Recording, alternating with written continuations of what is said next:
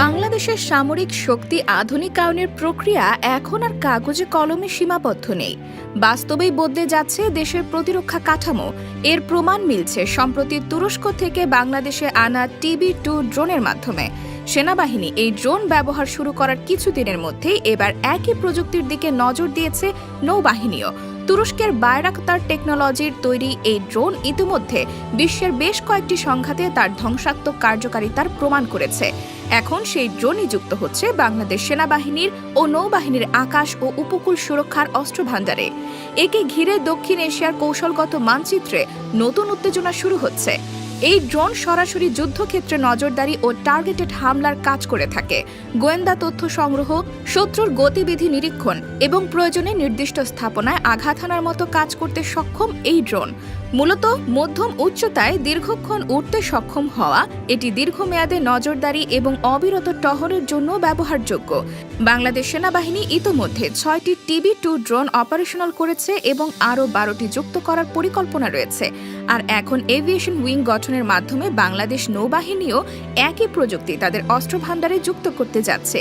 এই সিদ্ধান্তের পেছনে রয়েছে বঙ্গোপসাগরে নিরাপত্তা নিশ্চিত করার কৌশলগত প্রয়োজন। এই সমুদ্র এখন প্রাকৃতিক সম্পদ এবং কৌশলগত অবস্থানও গুরুত্বপূর্ণ হয়ে উঠেছে। ভারতের সঙ্গে দীর্ঘকালীন সমুদ্র সীমা বিরোধ নিষ্পত্তির পর বাংলাদেশ এখন এই অঞ্চলে টেকসই উপস্থিতি প্রতিষ্ঠা করতে চায়। এরই অংশ হিসেবে এই ধরনের দূরপাল্লার নজরদারি ও আক্রমণে সক্ষম ড্রোন যুক্ত করার সিদ্ধান্ত নেওয়া হয়েছে। তুরস্কের TB2 ড্রোন গোটা বিশ্বের নজরে আসে আর্মেনিয়া আজারবাইজান যুদ্ধের সময়। সেখানে আজারবাইজানের সেনাবাহিনী এই ড্রোন ব্যবহার করে আর্মেনিয়ার স্থলভিত্তিক সামরিক ঘাঁটি, রাডার এবং ট্যাঙ্ক ধ্বংস করে দেয়। এরপর থেকে ইউক্রেন, সিরিয়া, ইরাক ও লিবিয়াতেও এই ড্রোন ব্যবহৃত হয়েছে এবং প্রতিবারই এটি নিজেকে একটি কার্যকর, নির্ভরযোগ্য এবং অর্থনৈতিকভাবে সুবিধাজনক যুদ্ধ উপাদান হিসেবে প্রমাণ করেছে। বাংলাদেশ যখন এই ড্রোন কিনছে, তখন তারা শুধু একটি প্রযুক্তি নিচ্ছে না, তারা একটি যুদ্ধ নীতির পরিবর্তনের দিকেও এগোচ্ছে। বর্তমানে বাংলাদেশ সেনাবাহিনীর 67তম ডিভিশন এই ড্রোন ব্যবস্থাপনার দায়িত্বে রয়েছে।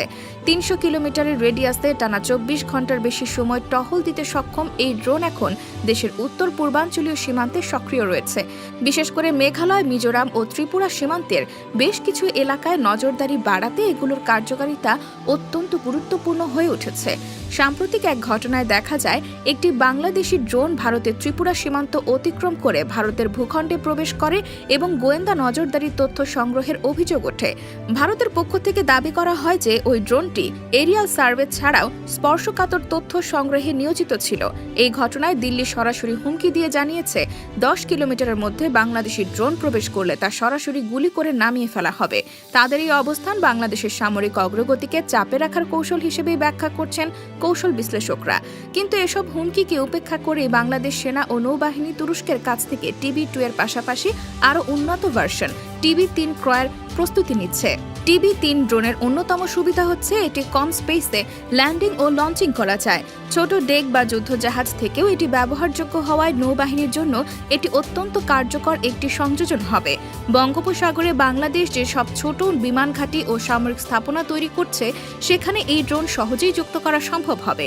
এতে শত্রু উপস্থিতি শনাক্ত করে নির্দিষ্ট স্থানে অস্ত্র নিক্ষেপের সক্ষমতা তৈরি হবে। এই প্রেক্ষাপটে তুরস্কের সঙ্গে বাংলাদেশের সামরিক সম্পর্কও একটি ভিন্ন উচ্চতায় পৌঁছেছে।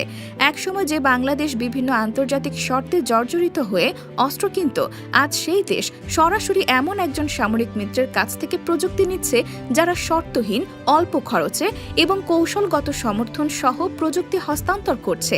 এই সহযোগিতার কারণে ভারত, মিয়ানমার সহ অন্যান্য প্রতিবেশী দেশের সঙ্গে শক্তির ভারসাম্য নতুনভাবে বিন্যস্ত হচ্ছে। তুরস্কের বায়রাক্তার টেকনোলজি ইতোমধ্যেই বাংলাদেশে নিজস্ব ড্রোন কারখানা স্থাপনের আগ্রহ প্রকাশ করেছে। বাংলাদেশের পক্ষ থেকেও এই সম্ভাবনার উপর গুরুত্ব দেওয়া হচ্ছে। যদি এই কারখানা স্থাপন হয়, তাহলে বাংলাদেশ প্রযুক্তি উৎপাদক দেশ হিসেবেও আত্মপ্রকাশ করবে। এই ধারায় TB2 ড্রোন যুক্ত হওয়ার মাধ্যমে যেমন আকাশপথে নজরদারি ও টার্গেটেড স্ট্রাইকের সক্ষমতা তৈরি হচ্ছে, তেমনি সামগ্রিক সামরিক কৌশলও পাল্টে যাচ্ছে। একটি সামরিক দৃষ্টিভঙ্গির প্রতিফলন, যেখানে যুদ্ধক্ষেত্রে গতিশীলতা, তথ্য সংগ্রহের গতি ও নির্ভুল আঘাতের ক্ষমতা সর্বোচ্চ গুরুত্ব পাচ্ছে। এই পরিবর্তন এত দ্রুত ঘটছে যে বাংলাদেশ সেনাবাহিনীর মধ্যে এখন পৃথকভাবে ড্রোন অপারেশন ও নিয়ন্ত্রণ ইউনিট গঠন করা হয়েছে।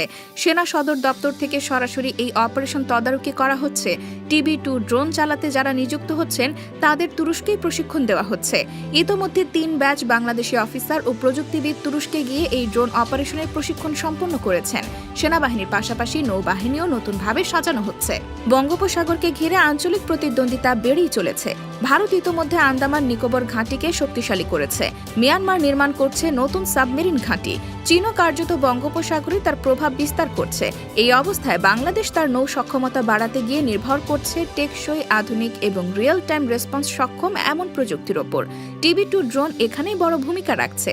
নৌবাহিনী এই ড্রোন ব্যবহার করবে উপকূলীয় অঞ্চলে, বিশেষ করে পায়রা ও চট্টগ্রাম সমুদ্র বন্দর সংলগ্ন এলাকায় নজরদারি জোরদার করতে। এর পাশাপাশি সেন্ট মার্টিন, টেকনাফ, কুতুবদিয়া সহ যেসব এলাকায় পাচার, অবৈধ অনুপ্রবেশ ও বিদেশি জাহাজ চলাচলের অনিয়ম ঘটে সেসব নিয়ন্ত্রণেও ড্রোনের কার্যকারিতা বড় ভূমিকা রাখবে।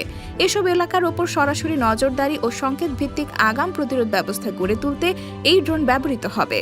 বাংলাদেশের প্রতিবেশী রাষ্ট্রগুলো এই সামরিক শক্তি বৃদ্ধিকে সহজভাবে নিচ্ছে না। ভারতের প্রতিরক্ষা দপ্তর একাধিকবার সীমান্তবর্তী এলাকায় ড্রোন উড়তে দেখার অভিযোগ তুলেছে এবং সরাসরি হুমকি দিয়েছে তা গুলি করে নামিয়ে দেওয়ার। তবে ভারতীয় সেনাবাহিনী এখন পর্যন্ত এর কোনো কার্যকর প্রযুক্তিগত প্রতিরোধ দেখাতে পারেনি। সাম্প্রতিক এক ঘটনায় দেখা গেছে ত্রিপুরার বাল্লুখাই গ্রামের সীমান্ত পার করে বাংলাদেশে একটি ড্রোন ঢুকে পড়লেও ভারতের প্রযুক্তিবিদরা তার ফ্লাইট ডেটা বা কন্টেন্ট উদ্ধার করতে ব্যর্থ হয়েছে।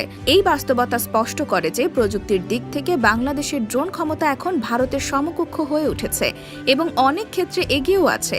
বাংলাদেশ যখন একের পর এক TB2 এবং উন্নত সংস্করণ TB3 যুক্ত করছে, তখন ভারত এখনও নিজেদের আকাশসীমা পুরোপুরি এই ধরনের হুমকি থেকে রক্ষা করতে পারছে না। এই সমীকরণই ভারতের উদ্বেগ বাড়াচ্ছে এবং দক্ষিণ এশিয়ার প্রতিরক্ষা ভারসাম্যের নতুন অধ্যায় রচনা করছে। তবে এই পুরো কর্মকাণ্ডের পেছনে রয়েছে রাজনৈতিক কৌশল ও অর্থনৈতিক ক্যালকুলেশন। তুরস্ক বাংলাদেশকে শুধু অস্ত্র বিক্রি করছে না, বরং সামরিক প্রযুক্তির একটি পুঁজি বানাতে চাচ্ছে। বাইরাকতার টেকনোলজি বাংলাদেশে যৌথভাবে ড্রোন কারখানা গড়ার প্রস্তাব দিয়েছে, যেখানে ভবিষ্যতে শুধু বাংলাদেশে অন্যান্য দেশের জন্য ড্রোন তৈরি করা যাবে। এই কারখানা হলে বাংলাদেশ অস্ত্র আমদানিকারক থেকে রপ্তানিকারক দেশ হয়ে উঠতে পারবে। এই ড্রোন কেন্দ্রিক কৌশলের একটি বড় দিক হচ্ছে সার্ভেইলেন্স বা নজরদারির প্রযুক্তি। TB2 ড্রোনে থাকা হাই রেজুলেশনের ইলেকট্রো অপটিক্যাল সেন্সর এবং ইনফ্রারেড ক্যামেরা দিয়ে দিনরাত সমানভাবে নজরদারি চালানো সম্ভব। বাংলাদেশ সেনাবাহিনীর কাছে এই মুহূর্তে যেসব সীমান্ত এলাকায় মানব পাচার, অস্ত্র চোরাচালান এবং সন্ত্রাসীদের গতিবিধি রয়েছে, সেখানে এই ড্রোন সরাসরি তথ্য এনে দিচ্ছে এবং দ্রুত প্রতিক্রিয়া নিশ্চিত করতে সহায়তা করছে। নিরাপত্তা বিশ্লেষকদের মতে TB2 ড্রোনের সবচেয়ে বড় বৈশিষ্ট্য হল এটি কৌশলগত শক্তি হিসেবে সামরিক উপস্থিতির চেহারা বদলে দিচ্ছে। প্রচলিত অর্থে সেনাবাহিনীর শক্তি মানে ছিল সৈন্য সংখ্যা, ট্যাঙ্ক, কামান বা যুদ্ধজাহাজ। কিন্তু আধুনিক যুদ্ধে ডেটা, পর্যবেক্ষণ এবং নির্ভুল স্ট্রাইকের ক্ষমতা সবচেয়ে গুরুত্বপূর্ণ হয়ে উঠেছে। বাংলাদেশ এই বাস্তবতা উপলব্ধি করেই TB2 ড্রোনের মতো প্রযুক্তিকে মূলধারার অস্ত্র হিসেবে গ্রহণ করছে। এই মুহূর্তে দক্ষিণ এশিয়ায় বাংলাদেশ তুরস্ক সামরিক সম্পর্ক ঘিরে যে নতুন সংলাপ তৈরি হয়েছে তা আগামীতে আরও গভীর হতে পারে। তুরস্ক এর আগে পাকিস্তান, আজারবাইজান এবং কাতারকে যেভাবে সামরিকভাবে সমর্থন দিয়েছে, বাংলাদেশকে নিয়েও একই পথে এগোচ্ছে। এই প্রক্রিয়ায় একদিকে বাংলাদেশের সামরিক সক্ষমতা বাড়ছে, অন্যদিকে তুরস্ক দক্ষিণ এশিয়ায় একটি মুসলিম সামরিক মিত্র গড়ে তুলছে, যার কৌশলগত তাৎপর্য অনেক গভীর। এখন পর্যন্ত সেনাবাহিনী এবং নৌবাহিনীতে TB2 ড্রোন সংযোজন কেবল শুরু। সামনে TB3, আখনচি এবং অন্যান্য উন্নত ড্রোন ক্রয়ের বিষয়ে আলোচনা চলছে। শুধু তাই নয়, তুরস্কের অন্যান্য প্রযুক্তি যেমন armed helicopter, multi rocket launcher, artillery system এবং ফ্রিগেট যুদ্ধজাহাজ নিয়েও আলোচনা অগ্রগতি পর্যায়ে রয়েছে। বাংলাদেশের এই উত্তরণ সমগ্র কূটনৈতিক এবং ভূ রাজনৈতিক দৃশ্যপটেই এক নতুন অধ্যায়ের সূচনা করছে। সেই অস্ত্রকে ব্যবহার করে আঞ্চলিক সমীকরণে বাংলাদেশ কতটা দৃঢ়ভাবে নিজের অবস্থান প্রতিষ্ঠা করতে পারে, এই চ্যালেঞ্জই সামনে।